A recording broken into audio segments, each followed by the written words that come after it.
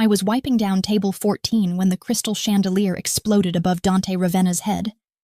and 7 men in tactical gear stormed through Luciano's back entrance with enough firepower to level a city block, turning what had been an ordinary Tuesday evening shift into the kind of nightmare I thought I'd left behind 3 years ago when I faked my own death and disappeared into the comfortable obscurity of minimum wage and polyester uniforms. The sound was what hit me first. Not the visual chaos that would follow, but the distinctive crack of high-velocity rounds punching through Murano glass and antique fixtures. A sound I'd heard in a dozen different countries under a dozen different names, and my body responded before my mind could catch up. Muscle memory overriding 3 years of carefully constructed normalcy as I dropped the wine-stained cloth and assessed the tactical situation with the cold precision of a woman who used to kill people for a living. Dante Ravenna sat at his usual corner table, the one with the perfect vantage point of both entrances and the kitchen, surrounded by his personal guard of 4 men who were already moving to shield him even as the first bullets tore through Pietro's chest and sent him crashing backward into the wine display that shattered in a cascade of burgundy and broken glass that looked too much like the crime scenes I used to create. The Mafia boss himself remained eerily calm, his obsidian eyes scanning the restaurant with the practiced assessment of a predator who'd survived countless assassination attempts. And even from across the dining room, I could see the moment his gaze landed on me and registered something that made his expression shift from calculated survival to sharp, dangerous curiosity. I'd been serving him overpriced pasta and carefully watered-down wine for 6 months now, playing the role of Alessia Corvino, the struggling waitress, so thoroughly that I'd almost forgotten the weight of a weapon in my hands or the particular satisfaction of a clean kill. But watching those tactical teams flood through the entrance with their military-grade hardware and coordinated movements, I felt the phantom stirring beneath my skin like a second heartbeat that had never really stopped, just learned to beat more quietly. The civilians were screaming now, Chicago's elite abandoning their truffle risotto and aged scotch to dive beneath tables and scramble toward exits that the attackers had already blocked with 2 men each. Professional soldiers who moved with the kind of precision that told me this wasn't some amateur hit, but a carefully orchestrated execution planned by someone with serious resources and absolutely no concern for collateral damage. Table 7's anniversary couple huddled behind an overturned chair, while their waiter, Marcus, bled out from a gut shot that would take him 20 agonizing minutes to die from. And something in me that should have stayed buried cracked wide open as I watched a perfectly innocent kid who'd shared his tips with me just last week, gasping for air through punctured lungs. Dante's remaining guards were returning fire now, the confined space of Luciano's turning into a deafening echo chamber of gunshots and shattered porcelain, and I found myself moving through the chaos with the fluid grace of my former life. No longer Alessia the waitress, but something far more dangerous as I grabbed the nearest wine bottle, a 1982 Chateau Margaux that some hedge fund manager had been showing off just minutes ago, and brought it down across the skull of the tactical soldier who'd made the mistake of turning his back to the service station where I'd been standing. He went down hard, his helmet absorbing some of the impact, but not enough to prevent the concussion that left him sprawling across the marble floor. And I was already moving, already adapting, already slipping back into the lethal rhythm of violence that I'd spent 3 years trying to forget, snatching his sidearm from its holster before he could recover, and putting 2 rounds through the faceplate of his partner, who'd started to turn toward the unexpected threat I represented. The weight of the gun in my hand felt like coming home and losing myself simultaneously,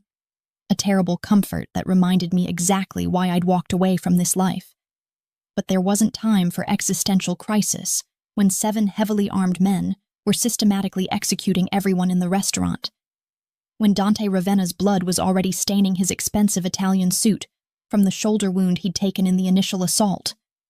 When innocent people who'd come here for nothing more sinister than overpriced carbonara were dying because they'd had the misfortune of choosing the wrong restaurant on the wrong night. I moved through the chaos like a ghost made flesh, using the overturned tables for cover as I put down another attacker with a shot that took him through the exposed gap between his vest and helmet. the kind of precision kill that required intimate knowledge of tactical gear vulnerabilities and years of training that no struggling waitress should possess. Dante was watching me now, really watching me, his 3 remaining guards forming a protective barrier around him, even as they registered the impossible sight of their regular waitress fighting with the practiced efficiency of a special forces operator. And I could see the exact moment recognition flickered across his face.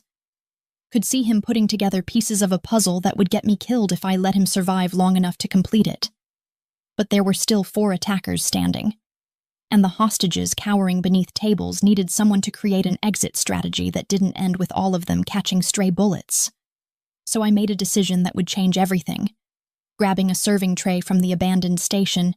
and using it to deflect the burst of automatic fire that one of the tactical soldiers sent my direction before I closed the distance between us, with movements too fast for his gear-heavy response time to match. The tray's edge caught him across the throat in exactly the right spot to collapse his trachea. Years of anatomical knowledge translating into lethal application, and I was already spinning away from his falling body to engage the next threat. A larger man, who'd started toward Dante's position with the kind of focused determination that marked him as the team leader, the one who wouldn't stop until his primary target was confirmed dead. I intercepted him 3 feet from Dante's table, my borrowed handgun empty now, but my hands very much not, and we went down in a tangle of limbs and tactical gear that would have been comical if it wasn't so desperately lethal, grappling across blood-slicked marble while his team tried to get a clear shot that wouldn't risk hitting their commander. He outweighed me by at least 80 pounds, and had military training that showed in every counter-move he attempted. But I'd been trained by people who made military special forces look like enthusiastic amateurs, trained in the kind of close-quarters combat that left no room for mercy or hesitation. And when my fingers found the pressure point beneath his jaw that would render him unconscious for the next 6 hours, I felt the familiar cold satisfaction of a technique executed perfectly. The 3 remaining attackers were regrouping now, reassessing their tactical situation in light of this unexpected variable I represented, and I used their momentary hesitation to grab the team leader's combat knife from his belt and send it spinning across the dining room with the kind of throw that required calculating trajectory, rotation, and target movement simultaneously, the blade burying itself in the eye socket of the soldier who'd been moving to flank Dante's position from the kitchen entrance. Dante's guards used my distraction to take down another attacker, their combined fire overwhelming his body armor in the kind of brutal efficiency that reminded me these weren't just businessmen's muscle but serious operators in their own right. And suddenly the odds had shifted from impossible to merely catastrophic. 2 attackers remaining against myself, and 3 trained guards, protecting a wounded crime lord in a restaurant full of traumatized civilians who would absolutely tell the police everything they'd witnessed here tonight. I found myself standing back to back with one of Dante's men, a scarred beast named Luca, who I'd served espresso to every Tuesday for half a year. Both of us covering different angles while the remaining tactical soldiers tried to find an approach that wouldn't get them killed. And in that moment of synchronized violence, I felt something I'd been running from for 3 years, the terrible rightness of being exactly what I was trained to be, the perfect fit of purpose and ability that made all the blood and horror feel almost holy. The final 2 attackers must have reached the same conclusion I had about how badly their operation had deteriorated, because they started their retreat with the disciplined coordination of professionals who knew when to cut their losses, laying down suppressing fire as they backed toward the service entrance they'd breached through. And I had maybe 3 seconds to decide whether to let them go or pursue them into what was certainly a prepared extraction route, with backup waiting. But Dante was bleeding heavily now, his face going pale in the way that suggested serious blood loss, and someone needed to get him medical attention before Chicago lost one of its most powerful crime lords to something as mundane as hypovolemic shock. So I made another choice that would complicate my carefully constructed new life, moving to his side as his guards maintained cover fire against the retreating attackers. His blood was soaking through the expensive fabric of his suit, hot and slick against my hands as I pressed my waitress apron against the wound with pressure that would hurt like hell, but might keep him conscious long enough to get to safety. And up close I could see the exact moment his pain-hazed eyes focused on my face with recognition that went deeper than 6 months of Tuesday evening wine service. Recognition that reached back years to a different name and a very different kind of interaction. "We need to move," I told him, my voice steady despite the adrenaline crash I could feel building in my system, despite the fact that I'd just revealed capabilities that would make me a target for every intelligence agency and criminal organization that thought the Phantom was safely dead and buried. "Your shoulder's torn up, but you'll live if we get you somewhere secure in the next 20 minutes. And staying here means explaining to Chicago PD why their favorite restaurant looks like a war zone, and why you just happened to be here when it happened." Luca and the other surviving guards, Marco and a kid whose name I'd never learned, were already moving to secure an exit route through the kitchen, their training evident in how efficiently they cleared the path while maintaining defensive positions. And I found myself half carrying a man who probably weighed twice what I did, his expensive cologne mixing with the copper tang of blood as we navigated through the chaos toward the relative safety of the alley behind Luciano's. The kitchen was a disaster of overturned equipment and scattered ingredients. Chef Antonio hiding in the walk-in freezer with his sous chef, both of them wide-eyed with terror that would absolutely translate into detailed police statements unless someone convinced them that staying silent was in their best health interests. But that was a problem for later. For after I'd dealt with the more immediate issue of keeping Dante Ravenna alive long enough to answer the questions burning through my mind about how this attack had happened, and who had orchestrated it with such precise intelligence about his schedule and security protocols. His black SUV was waiting in the alley, armor-plated and probably equipped with enough defensive systems to survive a rocket attack, and I helped load him into the back seat while his guards took defensive positions around the vehicle, scanning for secondary threats with the paranoid efficiency of men who'd survived in one of America's most dangerous professions through excessive caution and overwhelming firepower. "The penthouse," Dante managed through gritted teeth, his hand clamping down on my wrist with surprising strength, for someone who'd lost as much blood as the spreading stain across his torso suggested. "You're coming with us, Tesoro, because we're going to have a very interesting conversation about how a waitress fights like a fucking assassin, and why your combat style matches someone I thought died 3 years ago in a warehouse fire in Prague." His obsidian eyes locked onto mine, with an intensity that suggested he already knew exactly who I was, already recognized the specific techniques and movements that had been my signature when I operated under a different name in a different life. And as the SUV pulled away from Luciano's, with sirens already screaming their approach in the distance, I realized that saving Dante Ravenna's life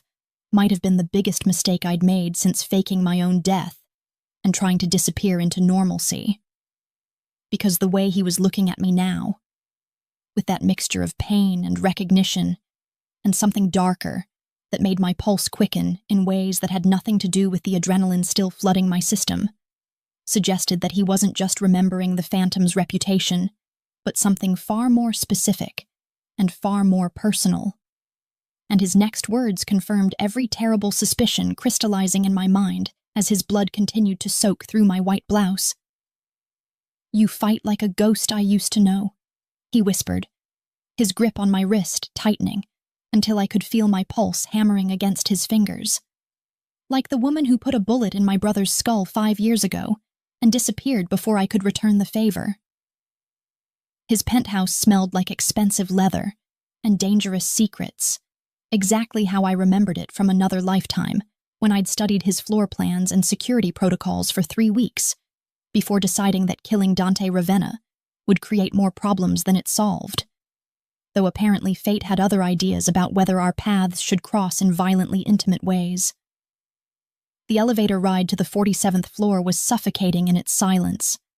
Dante's labored breathing and the subtle mechanical hum of the ascending car, the only sounds while Luca and Marco maintained their protective positions, and I pressed my ruined apron against a wound that was still bleeding more than I liked. My hands steady, despite the catastrophic implications of everything that had just unfolded in those blood-soaked minutes at Luciano's. The crime lord's eyes never left my face during that endless vertical journey, his gaze burning with the kind of focused intensity that suggested he was cataloging every micro-expression and involuntary response,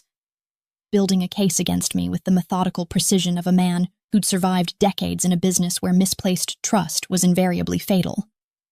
When the doors finally opened onto his private domain, I was struck immediately by how perfectly the space reflected the man bleeding against my shoulder.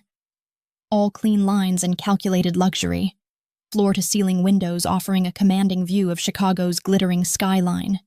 furniture that probably cost more than most people earned in a year, arranged with the kind of deliberate precision that suggested someone who needed control over every aspect of his environment, needed to know exactly where every piece belonged, because chaos meant vulnerability, and vulnerability meant death. The walls were decorated with what I recognized as genuine Renaissance paintings, the kind that should have been in museums rather than private collections. And I found myself wondering absurdly whether the Caravaggio near the entrance was the one that had disappeared from a Venetian gallery 6 years ago during a particularly audacious heist that had never been solved. "Medical supplies are in the master suite," Dante said, his voice rougher now with pain that he was clearly trying to suppress through sheer force of will, gesturing toward a hallway that led deeper into the penthouse, with hands that trembled slightly from blood loss, despite his obvious attempts at maintaining his legendary composure. "Second door on the left, everything you'll need unless the bullet hits something major, in which case you'll find my private surgeon's number programmed into the phone on the nightstand under the name Dr. Midnight, because even my medical emergencies require theatrical pseudonyms." I helped him navigate down the hallway, acutely aware of how his weight against my side felt simultaneously foreign and unsettlingly familiar, how the heat of his body through blood-soaked fabric triggered memories I'd worked very hard to bury beneath layers of manufactured normalcy and carefully constructed amnesia. His bedroom was exactly what I'd expected. Massive bed with black silk sheets that probably had a thread count higher than my current annual salary, more expensive art, a wall of windows that offered the same commanding view of the city he controlled through violence and strategic brilliance, and tucked discreetly in the corner, a fully stocked medical station that would have made most emergency rooms jealous. "You've been shot before," I observed, guiding him to sit on the edge of his obscenely luxurious bed while I moved to examine the medical supplies with the practiced efficiency of someone who'd performed field medicine in significantly worse conditions than this temperature-controlled sanctuary of wealth and power.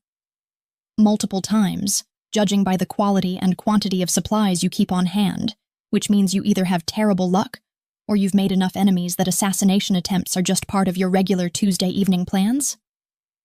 He laughed at that, the sound rough and pained but genuinely amused in a way that transformed his usually cold features into something almost human, almost approachable,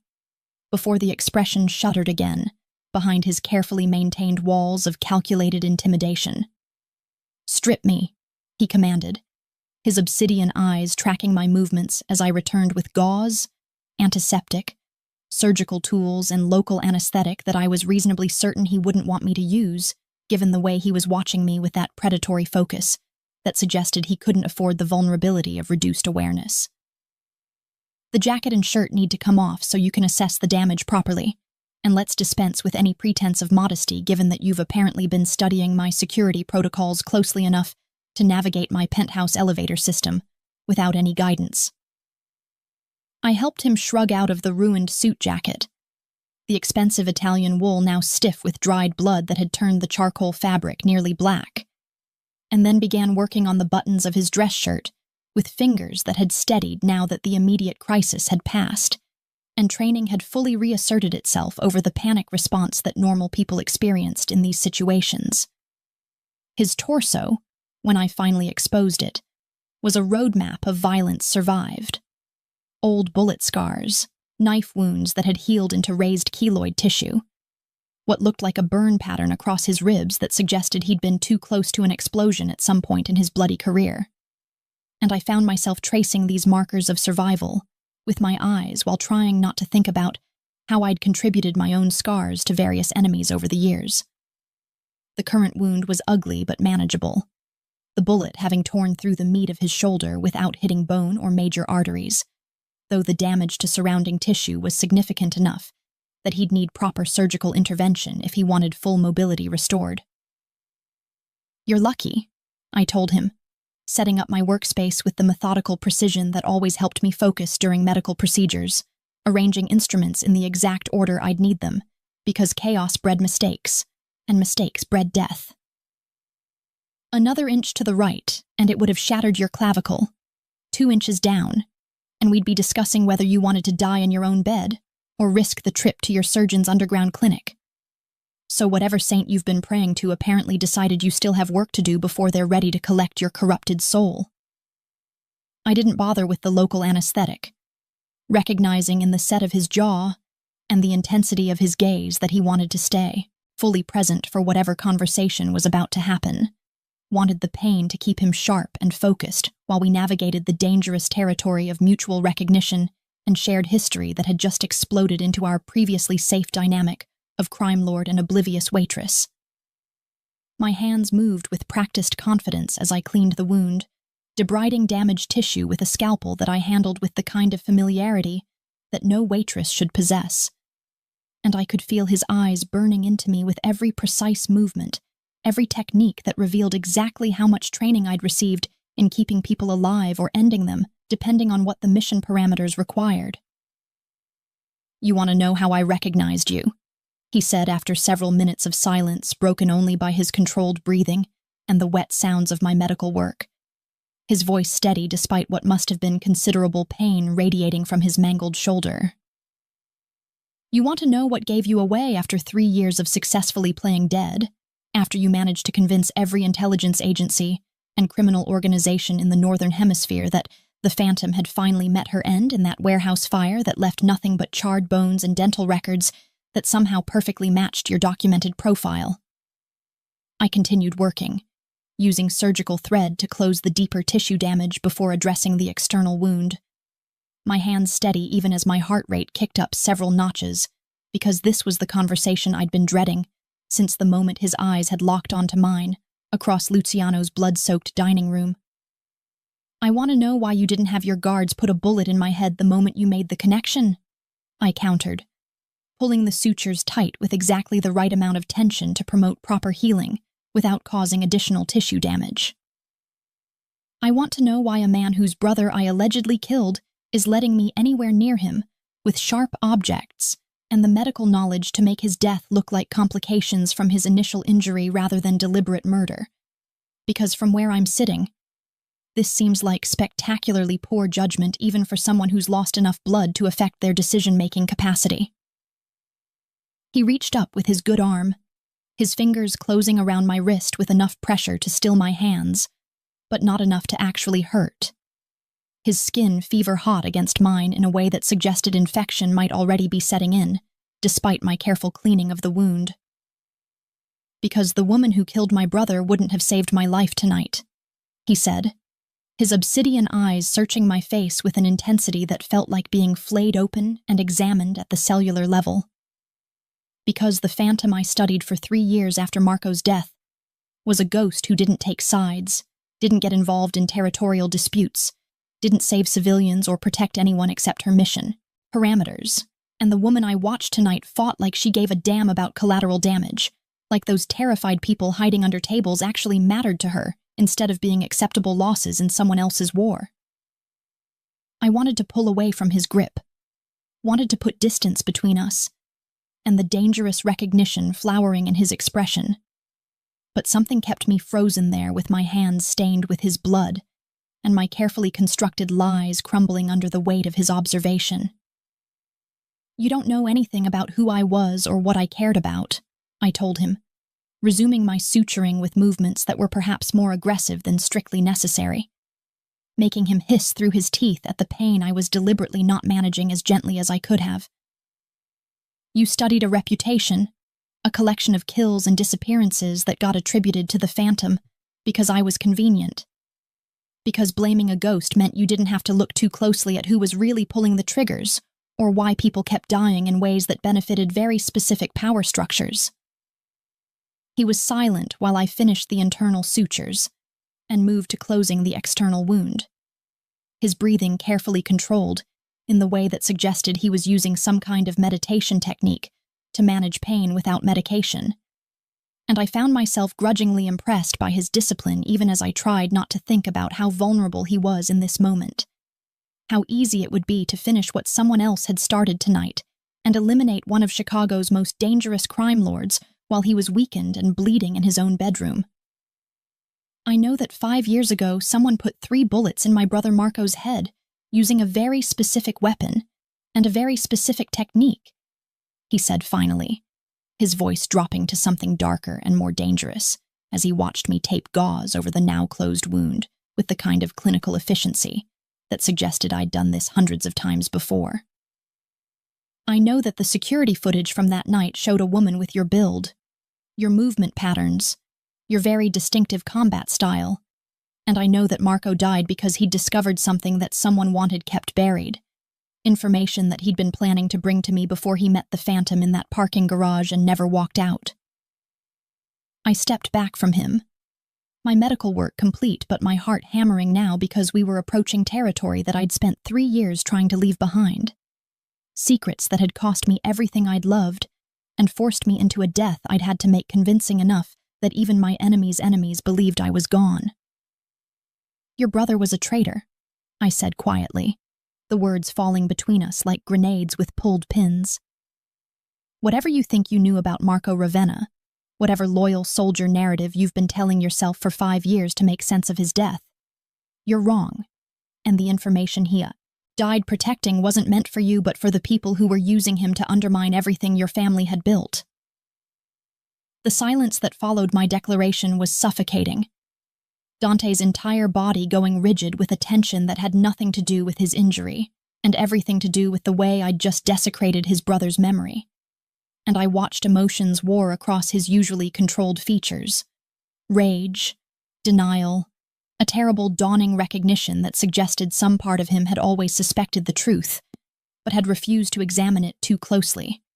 because acknowledging Marco's betrayal would mean confronting how thoroughly he'd been deceived. You're lying, he said. But there was no conviction in the accusation, only a desperate kind of hope that I would confirm his denial and let him keep believing in the version of his brother that made the loss bearable. Marco was family, blood. The only person I trusted completely in a world built on betrayal and convenient alliances. And you expect me to believe that he was working against me? That everything we built together was compromised by his treachery? I moved to the bathroom to wash his blood from my hands, the hot water running red in the expensive marble sink, while I tried to organize thoughts that had been locked away behind walls of self-preservation and strategic amnesia. I expect you to believe what the evidence supports, I called back to him, watching the water run clear as I scrubbed away the physical reminder of tonight's violence even though the psychological stains would take significantly longer to fade. I expect you to consider why someone would hire the Phantom specifically to eliminate your brother. Why they would want his death to look like a professional hit rather than an internal family matter. And I expect you to wonder what information he possessed that was worth burning your entire organization's credibility to protect. When I returned to the bedroom, Dante had managed to stand despite the injury and blood loss, his bare torso displaying all those old scars in the ambient light filtering through his floor-to-ceiling windows,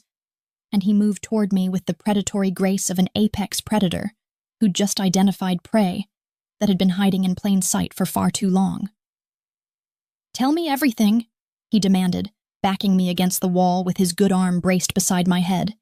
his face inches from mine in a proximity that was clearly meant to intimidate,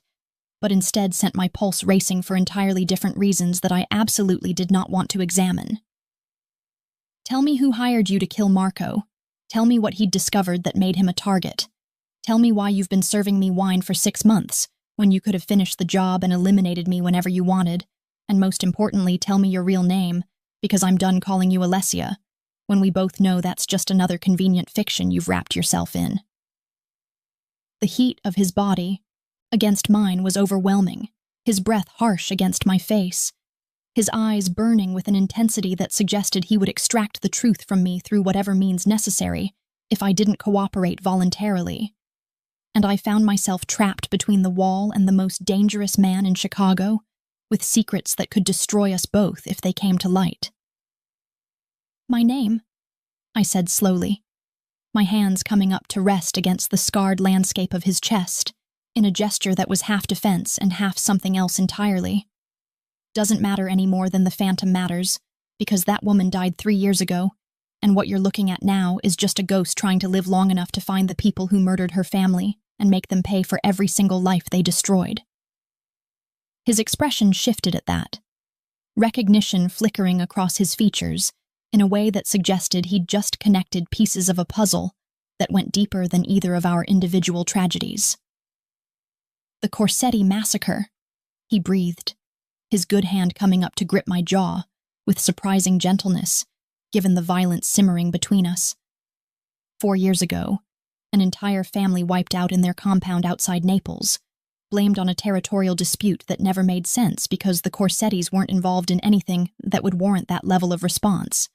And the only survivor was a daughter who supposedly died 6 months later in unrelated violence that was a little too convenient to be coincidental. I didn't confirm or deny, didn't trust my voice to remain steady if I spoke the names of parents and siblings who'd been slaughtered while I was on assignment halfway across the world. But something in my expression must have given me away, because his grip tightened fractionally, and I saw understanding dawn in those obsidian depths. "And you think Marco was involved?" he continued, his voice dropping to something almost gentle, almost understanding in a way that terrified me more than his anger would have. "You think my brother had something to do with your family's death? Which means when you put those bullets in his skull, it wasn't a job but personal vengeance. And the information you mentioned that he died protecting was evidence of who really ordered the hit that destroyed everything you loved." The worst part was how easily he'd assembled the truth from scattered pieces, how thoroughly he understood the mathematics of revenge, and the way grief could transform into something cold and purposeful and absolutely lethal. And I found myself nodding slowly, because there was no point in denying what he'd already deduced with the sharp intelligence that had kept him alive and in power through decades of Chicago's bloodiest power struggles. "So when those 7 men tried to kill you tonight," I said quietly,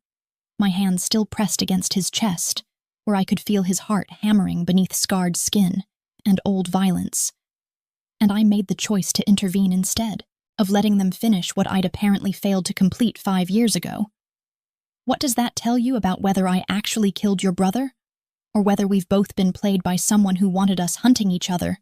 instead of looking for the real enemy?" Before he could respond, before he could process the implications of what I'd just suggested, the penthouse's security system erupted in urgent alarms, and Luca's voice crackled through the intercom with the kind of panic that suggested whatever was happening was significantly worse than tonight's restaurant massacre. "Boss, we've got a situation," his lieutenant announced, the background noise suggesting rapid movement and weapons being readied. "Someone just delivered a package to the lobby, addressed to the Phantom in care of Dante Ravenna, and the bomb squad is saying we need to evacuate immediately because whatever's inside is ticking down from 60 seconds and showing a radiation signature that suggests this isn't just conventional explosives we're dealing with." Dante's eyes locked onto mine with an expression that combined fury and grudging respect, and something darker that made my stomach clench with anticipation. "Looks like someone knows you're alive,"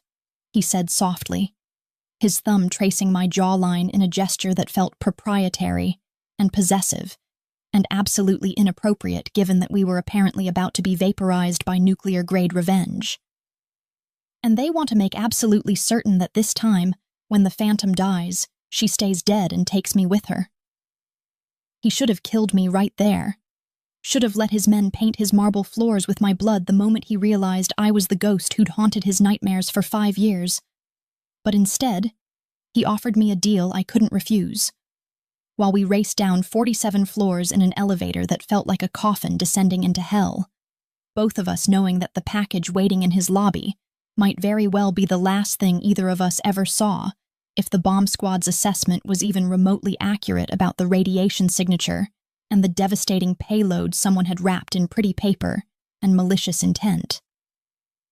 The building's evacuation was already underway when we reached the ground floor.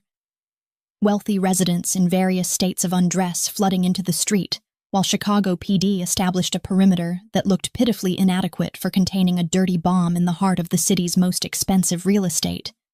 And I found myself pressed against Dante's side in a way that probably looked protective to outside observers, but felt more like two predators circling each other, while a bigger threat loomed over both our heads. His hand was firm on my lower back, keeping me close despite the freshly sutured wound that had to be screaming agony with every movement. And I could feel the tension radiating through his frame as he surveyed the chaos with the calculating assessment of someone mentally cataloging every security failure that had allowed a weapon of mass destruction to be delivered to his doorstep like some kind of radioactive gift basket. "The package is addressed to both of us," I pointed out, my voice low enough that only he could hear over the surrounding pandemonium of sirens and shouted evacuation orders.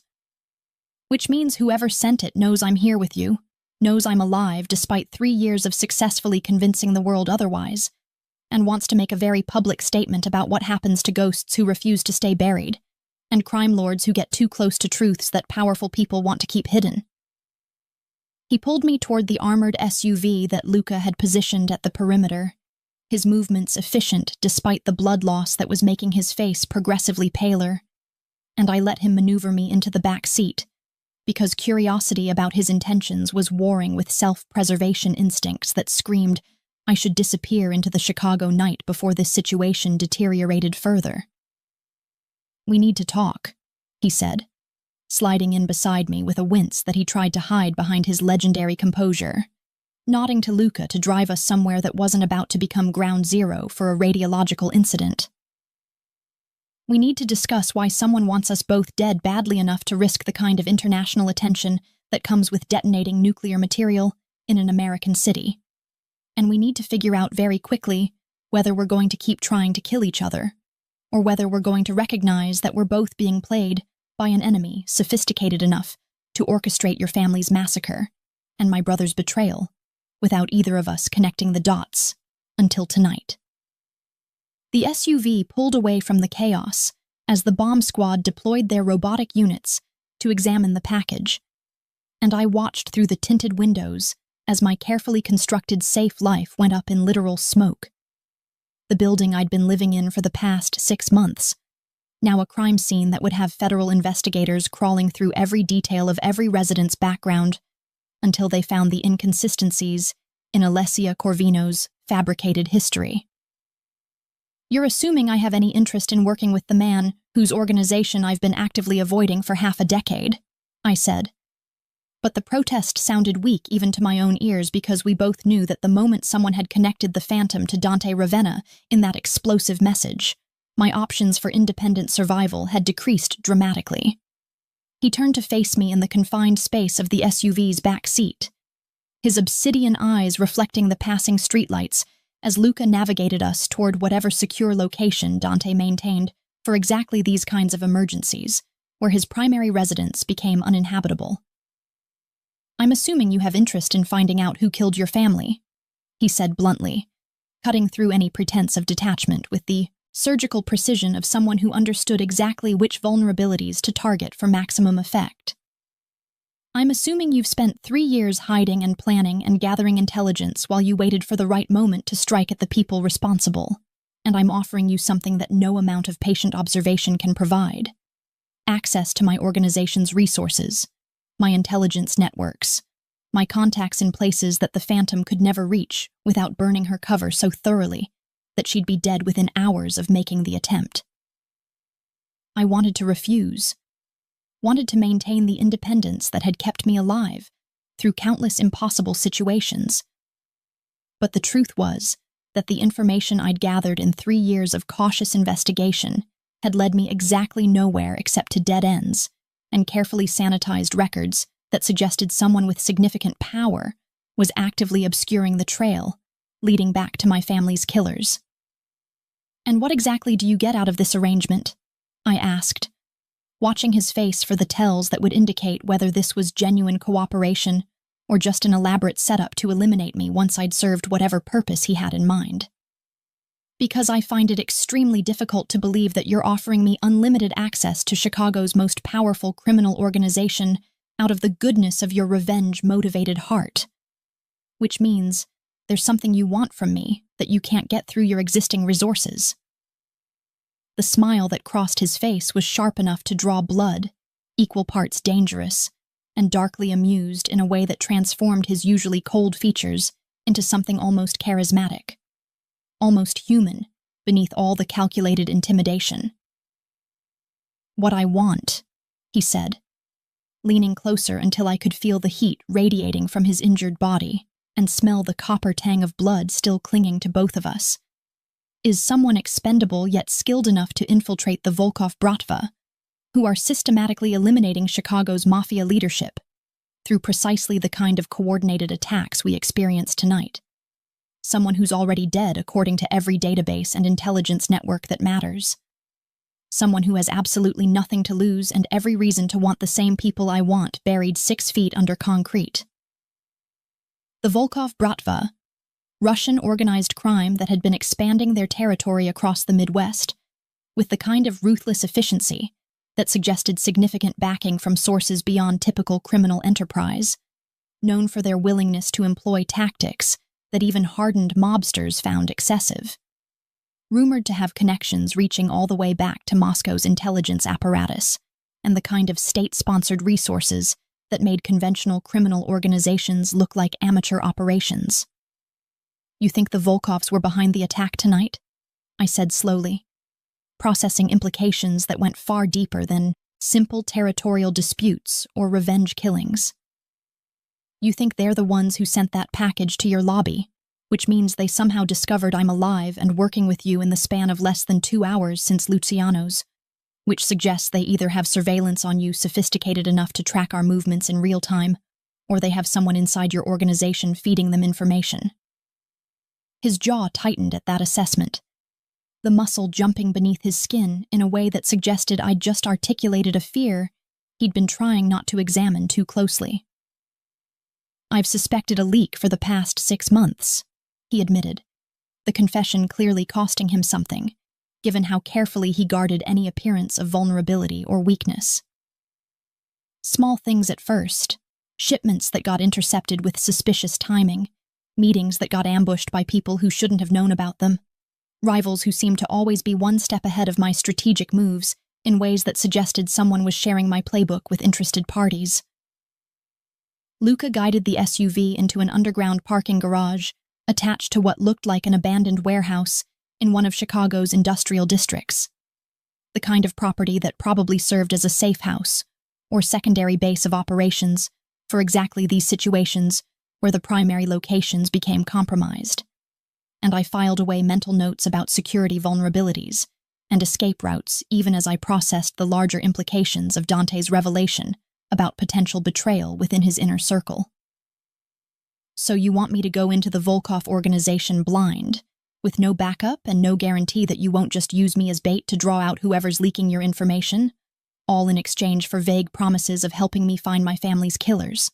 I summarized, following him out of the vehicle and into the warehouse's dimly lit interior that smelled like old machinery and strategic paranoia. "I want you to consider," he said, leading me through corridors lined with enough weaponry to outfit a small military force, past rooms that clearly served as interrogation chambers and tactical planning centers, that the Volkovs suddenly becoming aggressive enough to attempt multiple assassinations in one night, right after someone tried to kill both of us with a dirty bomb that would have eliminated 2 of their biggest obstacles to controlling Chicago's underworld, suggests a level of coordination that goes beyond typical criminal enterprise and into the territory of the kind of sophisticated operation that would have the resources and motivation to orchestrate your family's massacre. We reached what appeared to be his secondary office, smaller than the penthouse but equally well appointed, with the kind of security measures that would make penetrating this location extraordinarily difficult.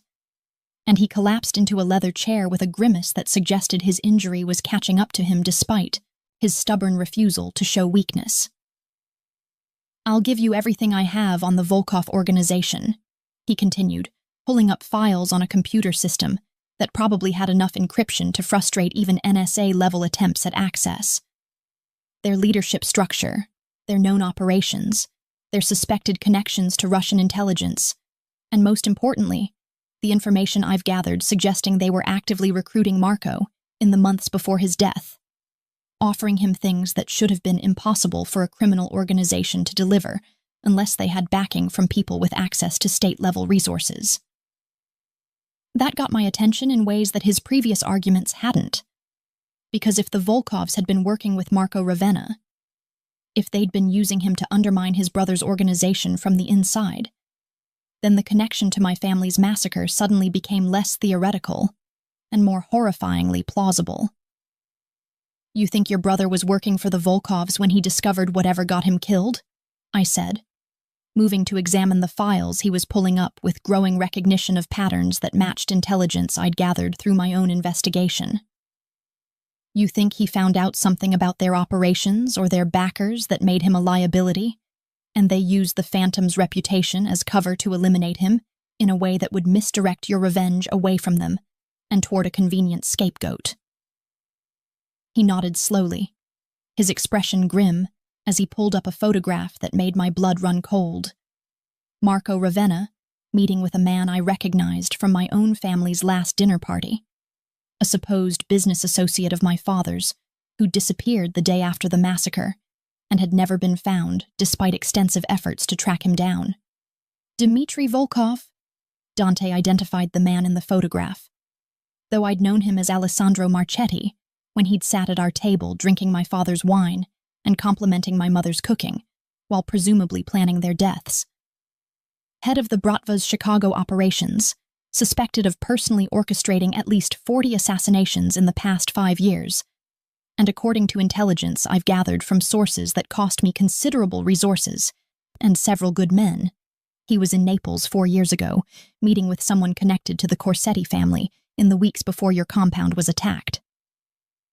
The rage that flooded through me at seeing that face again, at having confirmation that the man who'd smiled at me across dinner while planning my family's annihilation was not only alive but thriving as a major criminal power, was so intense that I had to grip the edge of Dante's desk to keep my hands from shaking with the need to find Dmitry Volkov immediately and introduce him to every torture technique I'd learned during my years as the Phantom. "So we have a common enemy," I managed through teeth clenched so hard my jaw ached. "We have a man who orchestrated my family's deaths, who corrupted your brother and then had him killed to cover the evidence, who's now actively trying to eliminate both of us because apparently we've gotten too close to whatever truth he's desperate to keep buried, and you're offering me the resources to infiltrate his organization and destroy him from the inside." "I'm offering you revenge," Dante corrected, standing despite his injury to move around the desk until he was close enough that I could see the deadly promise burning in his obsidian eyes. "I'm offering you the chance to make Dmitry Volkov and everyone who helped him pay for every life they destroyed, every family they shattered, every person they killed in their climb to power, and all I ask in return is that you let me stand beside you when the reckoning comes, that you allow me to honor my brother's memory by finishing what he died trying to expose." I should have questioned his motives more thoroughly, should have demanded better guarantees and clearer terms before agreeing to alliance with a man who had every reason to want me dead regardless of our shared enemy.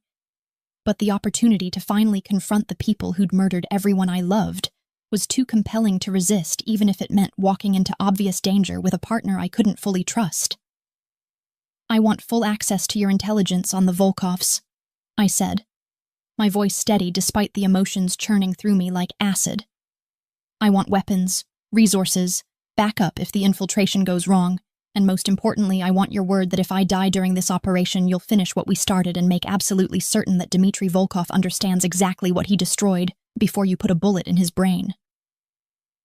He extended his hand, the gesture formal and binding in a way that suggested this was more than just a business arrangement, but something closer to a blood oath between warriors who recognized kindred darkness in each other. "You have my word," he said as I clasped his hand, his grip firm despite the injury and blood loss. "And in return, you'll have mine. If I fall before we finish this, you'll make sure the Volkov Bratva understands that eliminating Dante Ravenna only unleashed something far worse than anything my organization could have done to them." We were sealing a pact that would almost certainly end in violence and blood, and the kind of mutually assured destruction that left cities burning and empires crumbling. But in that moment, standing in his secondary office, surrounded by weapons and encrypted files, and the accumulated evidence of years spent planning revenge, I felt more purpose than I'd experienced since the night I'd learned my entire family was gone, and I was utterly alone in a world that suddenly made no sense. "There's one more thing you should know," Dante said after we'd released our handshake,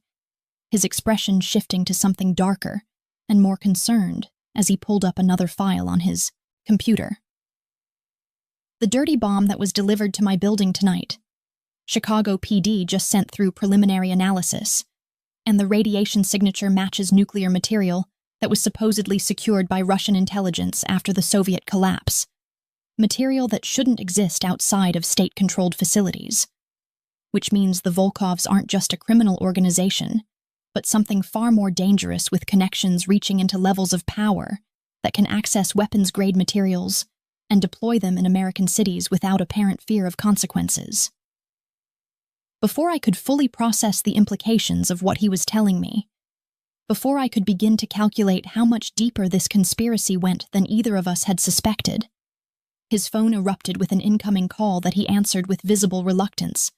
his expression darkening progressively as he listened to whatever information was being delivered.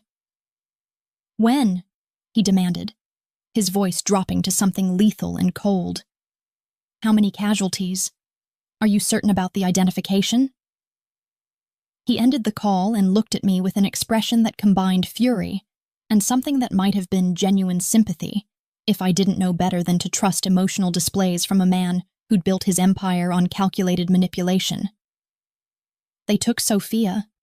he said quietly, each word carefully controlled as though he was using every ounce of discipline to prevent himself from exploding into violence.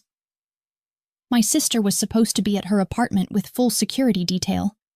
but the Volkovs hit them 20 minutes ago with enough force to overwhelm trained professionals, and they left a message saying that if I want her returned alive, I'll deliver the Phantom to them within 48 hours, or they'll send me pieces of her until there's nothing left to bury." The silence that followed that declaration was suffocating, both of us understanding simultaneously that this had just transformed from a strategic alliance into something far more personal and far more urgent. And I found myself making calculations about risk and reward and acceptable losses that I'd hoped never to make again. "Sophia's 16 years old," I said, remembering the bright-eyed girl I'd seen occasionally in Dante's company, the sister he protected with the kind of fierce devotion that suggested she was the only purely good thing left in his corrupted world. "She has nothing to do with any of this. She's an innocent civilian who shouldn't be anywhere near the kind of violence we're planning, and using her as leverage is exactly the sort of thing that makes me want to find Dmitry Volkov immediately and show him what the Phantom does to people who hurt children." Dante was already moving, gathering weapons and tactical gear with movements made slightly clumsy by his injury, but still efficient enough to be concerning. And I realized with growing alarm that he was planning to mount an immediate rescue operation despite being in no physical condition for the kind of combat that would certainly be required. "You can't go in there bleeding and compromised," I told him, moving to block his path toward the armory. "You can't mount a one-man assault on a Volkov stronghold when you've lost enough blood that you should probably be in a hospital, and throwing your life away in a suicidal rescue attempt doesn't help Sophia, doesn't help our investigation, and doesn't do anything except give Dmitry exactly what he wants, which is both of us dead and his secrets safely buried with our bodies." His hand shot out to grip my throat, not hard enough to truly threaten, but firm enough to make his point about how desperately close to the edge he was, his eyes blazing with the kind of barely controlled fury that made him Chicago's most dangerous criminal rather than just another powerful mobster. "That's my sister," he growled, his face inches from mine. "That's the only family I have left. The only person in this entire corrupted city who looks at me and sees something other than a monster. And if you think I'm going to sit here making tactical assessments while the Volkovs do to her what they did to your family, then you fundamentally misunderstand what I'm willing to sacrifice to keep her safe." I met his gaze without flinching, my hands coming up to rest on his wrist in a grip that was gentle despite the violence simmering between us. "I understand exactly what you're willing to sacrifice," I said quietly. "I understand because I made the same calculations 4 years ago when I was halfway across the world and got the call that my family was under attack. And I tried to get to them in time, despite knowing it was impossible. Despite understanding that throwing myself into obvious danger wouldn't save them, but would only add my corpse to the body count. And I've lived with that guilt every single day since then, wondering if there was something different I could have done. Some way I could have been faster or smarter, or more prepared." His grip on my throat loosened fractionally, recognition flickering across his features as he processed what I was telling him. And I could see the exact moment when the immediate rage started to transform into something more strategic and potentially more dangerous. "So what do you suggest?" he asked, his voice rough with suppressed emotion. "Because if your plan involves waiting 48 hours to see if they actually release her unharmed in exchange for you, then I'm going to need you to explain why I shouldn't just take my chances with the frontal assault and pray that I can kill enough of them fast enough to extract Sophia before they realize what's happening." I released his wrist and stepped back, my mind already racing through tactical scenarios and probability assessments that had kept me alive through situations where any rational person would have died. "I suggest," I said slowly, the plan forming even as I spoke, "that we give Dmitry Volkov exactly what he thinks he wants. We deliver the Phantom to him in a way that looks like you've betrayed me to save your sister. We make it convincing enough that he believes he's won and lets his guard down.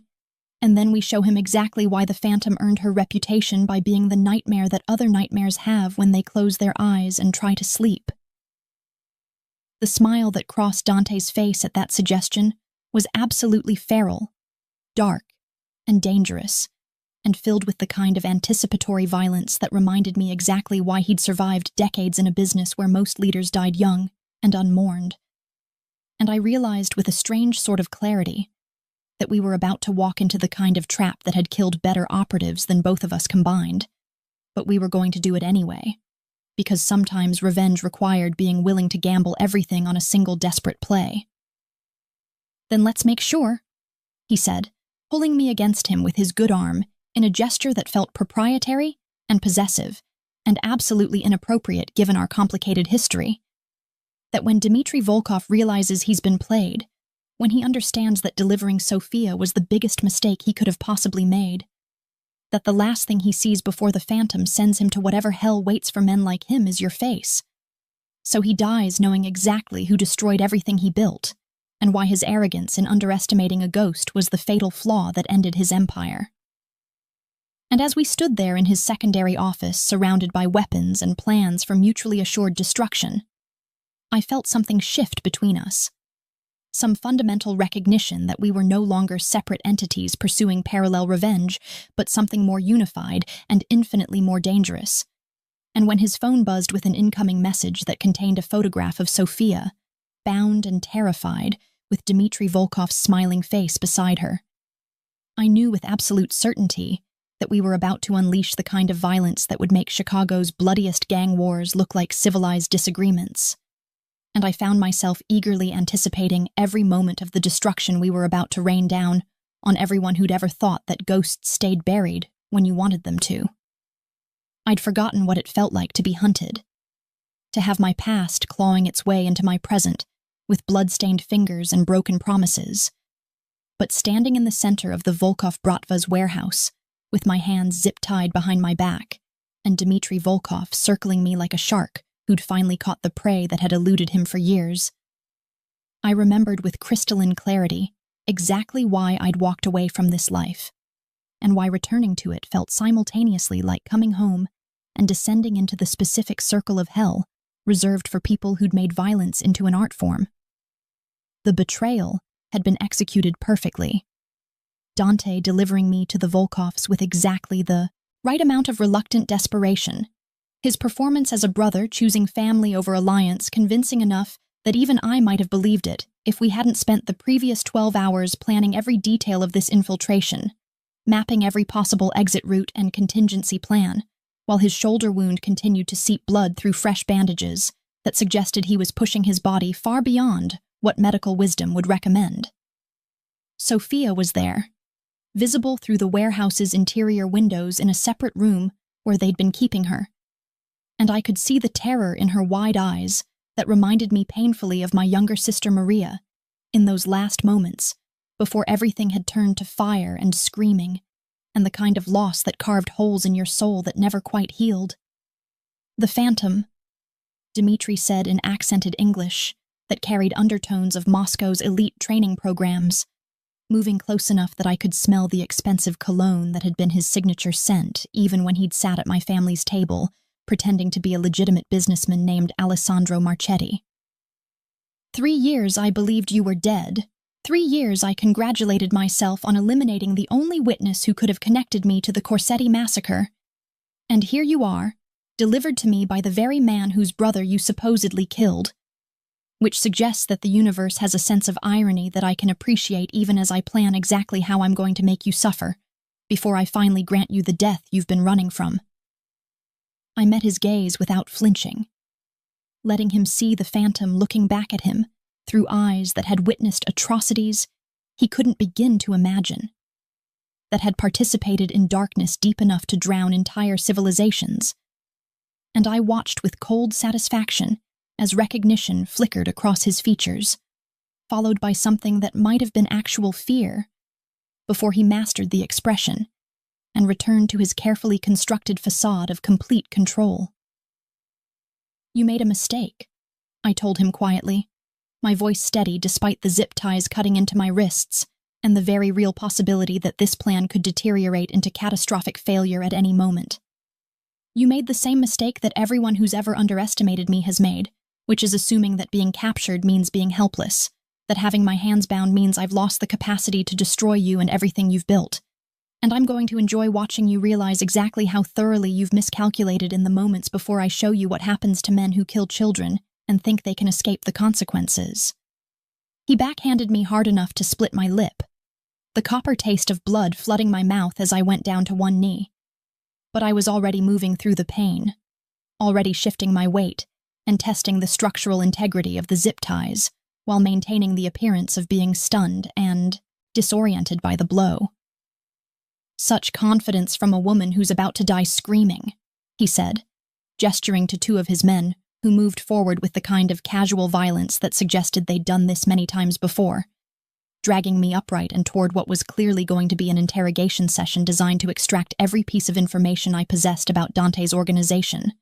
before they killed me in ways that would serve as warnings to anyone else who considered interfering with Volkov operations. But what Dmitri didn't know, what none of them knew because Dante and I had been extraordinarily careful to ensure our preparation went undetected, was that the tracking device embedded in my arm was already transmitting our location to every member of Dante's organization, who was currently converging on this warehouse, with enough firepower to level the entire block. And the seemingly standard zip ties binding my wrists contained a monofilament blade that I could deploy with the right amount of pressure and finger manipulation that I'd been practicing throughout this entire theatrical performance. Sophia was the variable we couldn't fully control, the element of unpredictability that could transform this rescue operation into a bloodbath if the Volkovs decided to use her as a human shield, or execute her the moment they realized they were under attack. But I'd made eye contact with her during my initial survey of the space, and seen the intelligence burning behind her fear. Seen the way she was already scanning for opportunities, and cataloging her captor's patterns in ways that suggested Dante had trained his sister better than anyone had suspected. The interrogation room they dragged me into smelled like old blood and industrial chemicals, the scent triggering memories of a dozen similar spaces where I'd either been the interrogator or the subject depending on which organization had me and what information they were trying to extract. And I let them chain me to the bolted-down chair while I continued my internal countdown of how long until Dante's assault team would be in position and ready to breach. "I'm going to ask you questions," Dimitri said, pulling up a chair to sit across from me with the casual confidence of someone who believed he held all the power in this dynamic. "And you're going to answer them truthfully and completely, and if you cooperate, I might make your death relatively quick instead of the extended symphony of suffering I've been planning since I realized you'd survived the warehouse fire that was supposed to have ended the Phantom permanently." I laughed at that. The sound rough and genuine because the absurdity of him thinking I would cooperate with anything he asked was almost too much to process. And I watched his expression darken with fury at my perceived insolence. "You want to know what I know about Dante's organization?" I said, leaning forward as much as the chains would allow. "You want me to give you detailed intelligence about his operations, his security protocols, his backup locations, his supply chains, everything you'd need to finish what you started tonight when you tried to kill him with that dirty bomb and failed spectacularly, because apparently your intelligence about his defensive capabilities was significantly less comprehensive than you believed?" He moved faster than I'd anticipated, his fist connecting with my ribs in a blow that would definitely leave bruising and possibly crack bone. But the pain was almost welcome because it meant he was getting emotional, getting sloppy, abandoning the careful control that had made him such an effective operator, in favor of the kind of rage-driven violence that created exploitable vulnerabilities. "Tell me what I want to know," he demanded, his face inches from mine. "Or I'll bring Sophia in here and let my men entertain themselves with her while you watch, and then I'll make you listen to her screaming while I explain in excruciating detail exactly how your father begged for his life before I put a bullet in his brain, how your mother tried to negotiate for her children's safety right up until the moment I slit her throat, how your siblings died confused and terrified because they couldn't understand why the nice man who'd had dinner with them was suddenly killing everyone they loved." The rage that flooded through me at hearing him speak about my family's final moments, at having confirmation that he'd personally orchestrated and participated in their murders, was so intense that the zip ties snapped as I unconsciously flexed against them with strength born of pure fury, the monofilament blade I'd been gradually working free suddenly unnecessary as my wrists came apart, and I was moving before conscious thought could interfere, my hands finding his throat even as his eyes widened with the realization that he'd made a catastrophic tactical error. "You're going to tell me everything," I said, my thumbs pressing against his carotid arteries, with exactly the right amount of pressure to make him lightheaded without rendering him unconscious. "You're going to explain who ordered the Corsetti massacre and why. You're going to detail every connection between your organization and the state-level resources that gave you access to nuclear material, and you're going to do it right now before Dante Ravenna arrives with enough men and weapons to turn this warehouse into a crater, because that's your only chance of surviving the next 5 minutes with your brain still functioning inside your skull." The explosion that rocked the warehouse's exterior wall answered the question of whether Dante's assault team was in position, the carefully coordinated breach happening exactly on schedule as automatic weapons fire erupted throughout the facility and the Volkov soldiers who'd been guarding me rushed toward the new threat, leaving me alone with Dimitri in an interrogation room that had suddenly become his prison rather than mine. "Marco Ravenna didn't discover evidence of your operations," I continued, maintaining my grip on his throat, while I processed the sounds of combat filtering through the walls. "Marco was actively working with you, wasn't he? Helping you undermine his brother's organization from the inside. And whatever he found that got him killed wasn't about the Volkovs at all, but about whoever's been backing you, whoever gave you the resources and political protection to operate with impunity across multiple countries and orchestrate massacres that should have brought down international task forces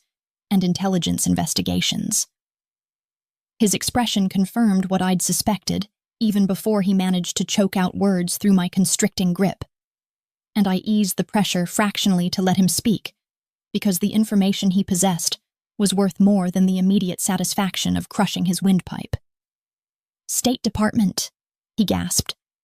the admission seemingly torn from him by the combination of oxygen deprivation and the dawning realization that his carefully constructed empire was collapsing around him. "Rogue faction using our organization as deniable assets for operations that couldn't be officially sanctioned. Your father discovered financial irregularities that would have exposed the entire network. Marco found the same evidence 5 years ago and threatened to go public unless they eliminated Dante and installed him as the primary Ravenna contact. So they had me kill him and frame the Phantom to misdirect the investigation while they restructured their operational security."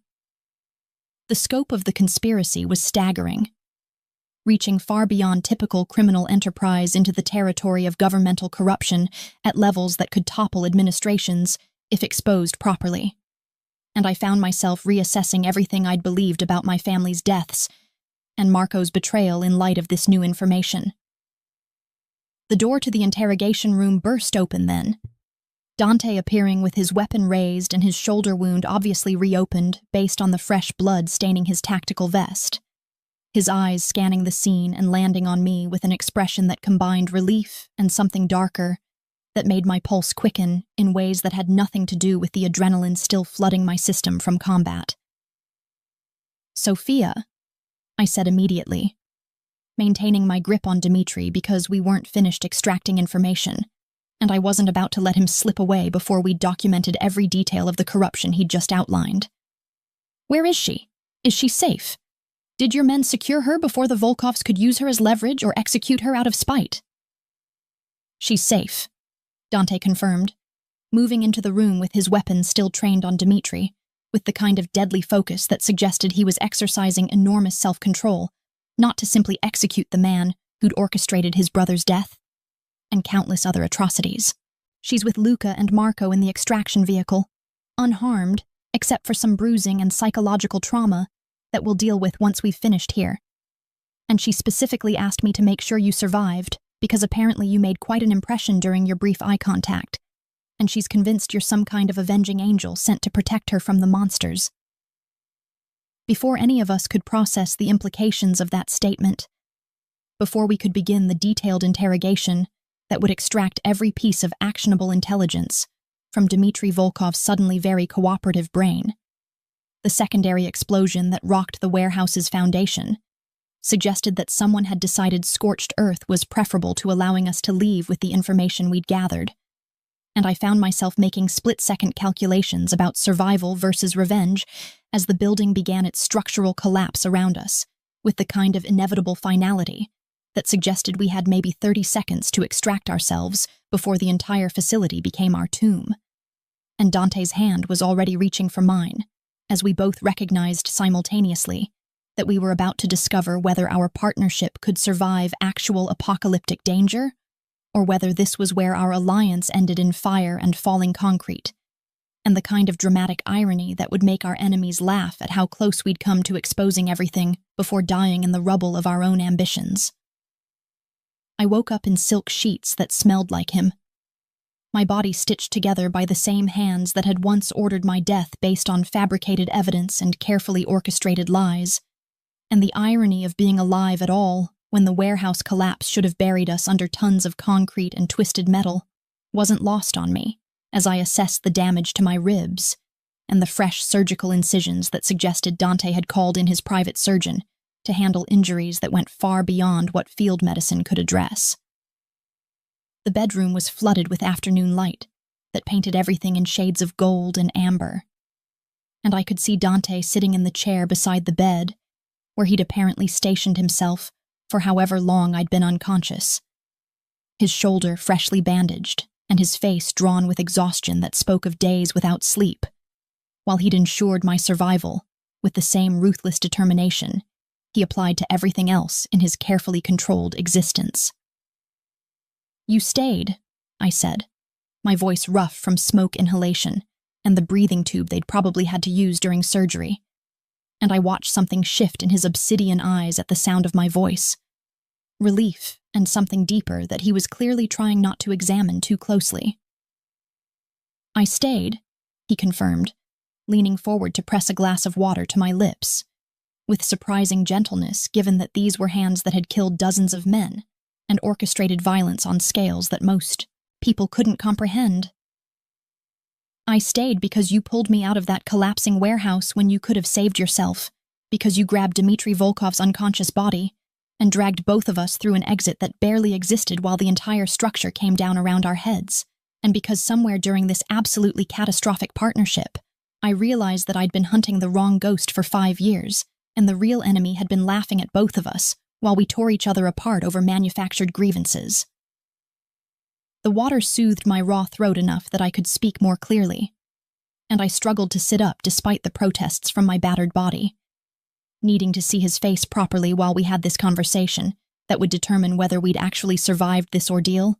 or just postponed our mutual destruction. Dmitry talked before the explosion, I said, watching his expression carefully for any sign that he was going to dispute what I'd learned in those final moments before someone had tried to bury all the evidence under rubble and fire.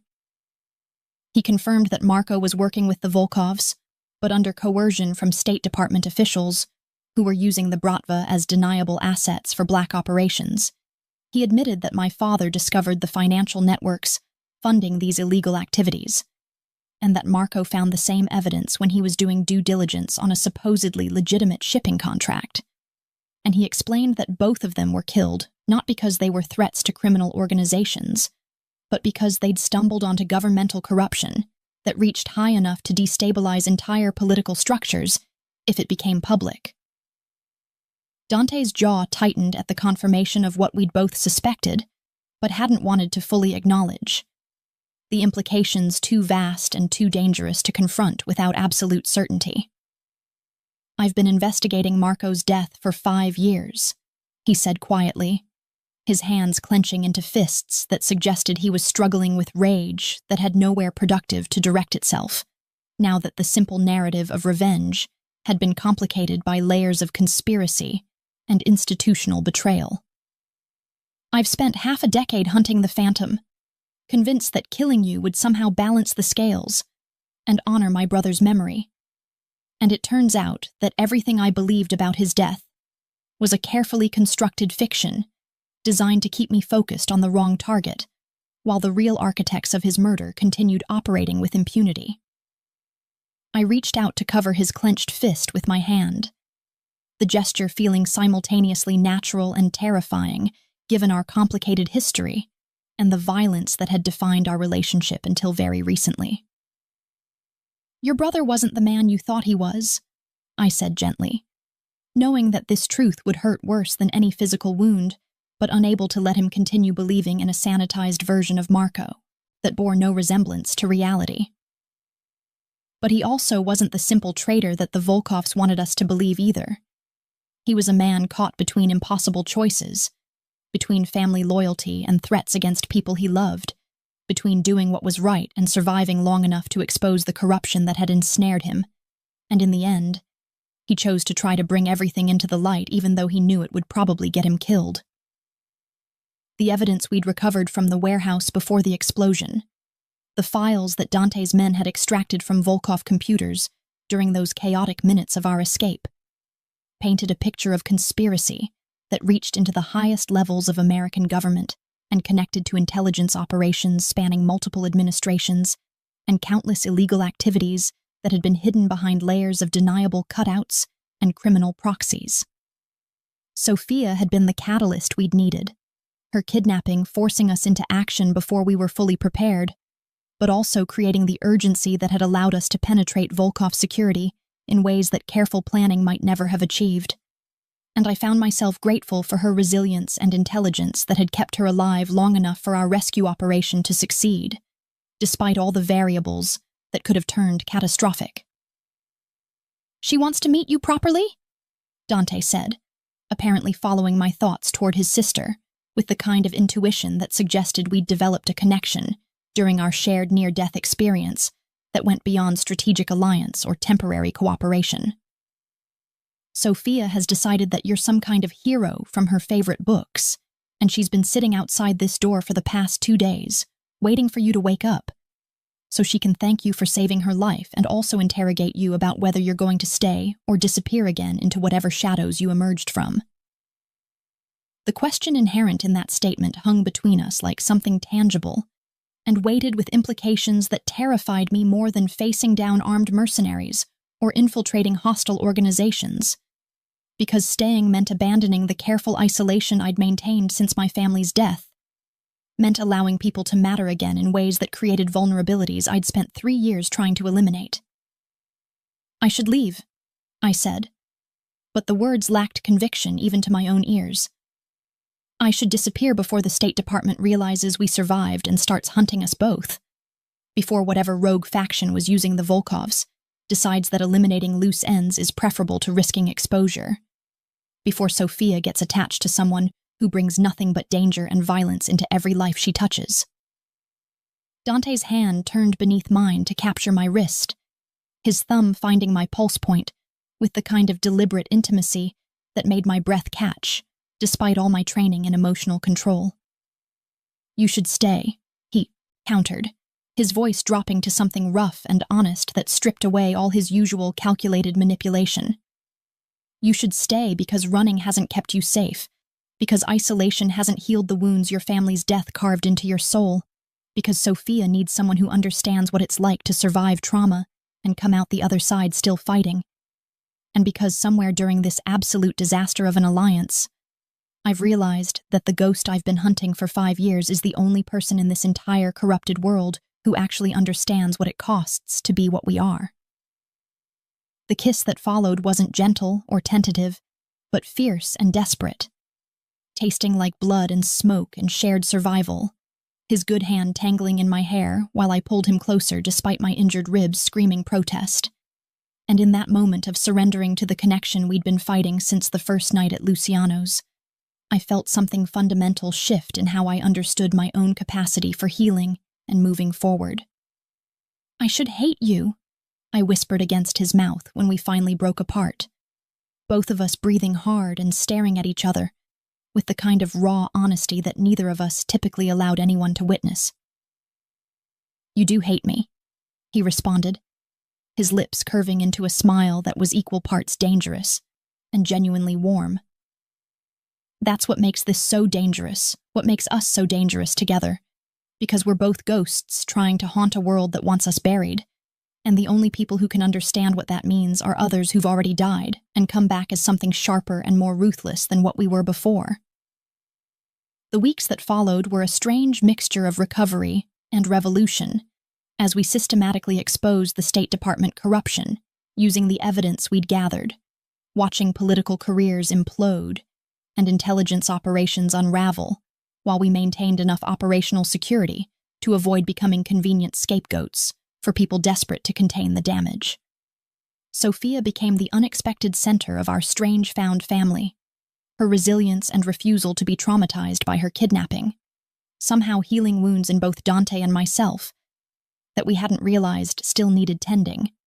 and I found myself learning how to be something other than the Phantom for the first time since my family's massacre. Dmitry Volkov survived the warehouse collapse only to face federal prosecution for crimes that would keep him imprisoned for multiple lifetimes.